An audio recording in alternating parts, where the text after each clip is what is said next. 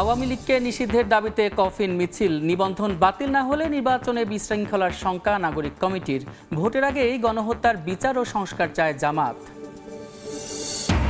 বাংলাদেশের ভেতরে ঢুকে কুড়িগ্রামে 5 জনকে মারধরের অভিযোগ বিএসএফের বিরুদ্ধে, স্থানীয়দের ধাওয়া, খতিয়ে দেখার আশ্বাস বিজেপির।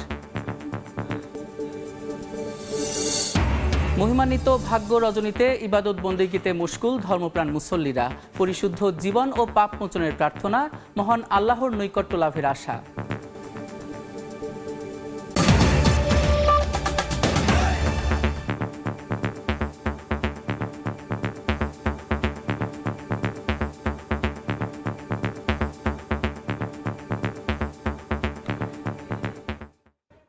জনপদের সময়ের সঙ্গে আছি আমি সাদিক হাসানি। জুলাই অভ্যুত্থানে শহীদদের রক্তের সঙ্গে বেইমানি করে রাজনৈতিক স্বার্থ হাসিলে কেউ কেউ আওয়ামী লীগকে পুনর্বাসনের চেষ্টা করছে বলে অভিযোগ করেছেন বৈষম্য বিরোধী ছাত্র আন্দোলনের মুখ্য সংগঠক হান্নান মাসুদ। শুক্রবার ঢাকা বিশ্ববিদ্যালয়ে শহীদ মোহাম্মদ হাসানের জানাজা ও কফিন মিছিল শেষে আওয়ামী লীগ নিষিদ্ধ না হওয়া পর্যন্ত রাজপথে থাকার ঘোষণা দেন তিনি। জুলাই আন্দোলনে যাত্রাবাড়িতে শহীদ হন তরুণ ব্যবসায়ী মোহাম্মদ হাসান। তার সন্ধানে 7 মাস ধরে দুয়ারে দুয়ারে ছুটেছেন পরিবারের সদস্যরা। অবশেষে ঢাকা মেডিকেলের মর্গে সন্ধান মেলে মরদেহের। ডিএনএ পরীক্ষার মাধ্যমে মরদেহ শনাক্ত করে হস্তান্তর করা হয় পরিবারের কাছে।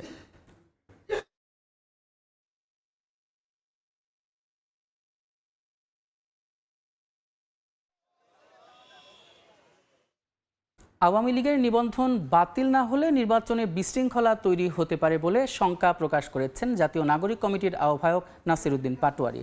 জাতীয় প্রেস ক্লাবে আলোচনা সভায় এই শঙ্কার কথা বলেন তিনি।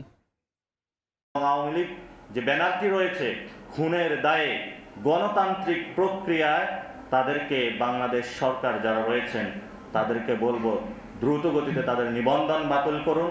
বর্তমানে আমাদেরকে আজকাল এই সময়ের মধ্যে হেফাজত, জামায়াত, বিএনপি বিভিন্ন মতাদর্শ ভিত্তিক আমাদেরকে এই সমাজকে বিভাজিত করে রাখা বিভিন্ন জনকে ট্যাগিং দেওয়ার চেষ্টা চলছে। জনপদের সময় আরও থাকছে। সাভারে ঢাকা রিচা মহাসড়কে যাত্রীবাহী বাসে উঠে ছিনতাই, বাধা দিতে গিয়ে ধারালো অস্ত্রের আঘাতে আহত 2 যাত্রী, হাসপাতালে ভর্তি। কুড়িগ্রামের ফুলবাড়ী উপজেলার গোরখমণ্ডল সীমান্তে ঢুকে 5 বাংলাদেশিকে মারধরের অভিযোগ উঠেছে বিএসএফের সদস্যদের বিরুদ্ধে।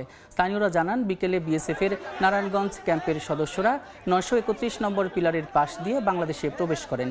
এ সময় স্থানীয় কয়েকজন বাধা দিলে উত্তেজিত হয়ে তাদের মারধর করে। পরে গ্রামবাসী জড়ো হয়ে ধাওয়া দিলে পালিয়ে যান বিএসএফ সদস্যরা।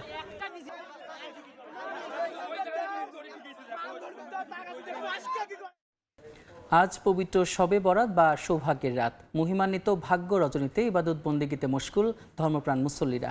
এই রাতে বান্দাদের জন্য অশেষ রহমতের দরজা খুলে দেন মহান আল্লাহ। মহিমান্বিত এই রাতে ধর্মপ্রাণ মুসলমানরা পরম করুণাময় আল্লাহ তাআলার অনুগ্রহ লাভের আশায় নফল নামাজ, পবিত্র কোরআন তিলাওয়াত ও জিকিরে মগ্ন। অতীতের পাপ এবং অন্যায়ের জন্য ক্ষমা প্রার্থনা এবং ভবিষ্যৎ জীবনের কল্যাণ কামনা করে সৃষ্টিকর্তার দরবারে দুহাত তুলেছেন মুসল্লিরা। পবিত্র শবে বরাত মুসলমানদের কাছে মাহে রমজানের আগমনী বার্তাও নিয়ে আসে। শাবান মাসের পর আসে পবিত্র রমজান মাস। জনপদের সময় আরও থাকছে। ময়মনসিংহে মাহিন্দ্রার ধাক্কায় দুমড়ে মুচড়ে গেল ব্যাটারি চালিত অটোরিকশা, 2 যাত্রীর প্রাণহানি। দিনাজপুরেও সড়ক দুর্ঘটনায় নিহত 2। দেখছেন জনপদের সময়। চট্টগ্রাম পোর্ট কানেক্টিং রোডে একটি বহুতল ভবনে আগুন লেগেছে। এ নিয়ে আরও জানাতে যোগ দিচ্ছেন রিপোর্টার পার্থপ্রতিম বিশ্বাস। সরাসরি যাচ্ছি তার কাছে।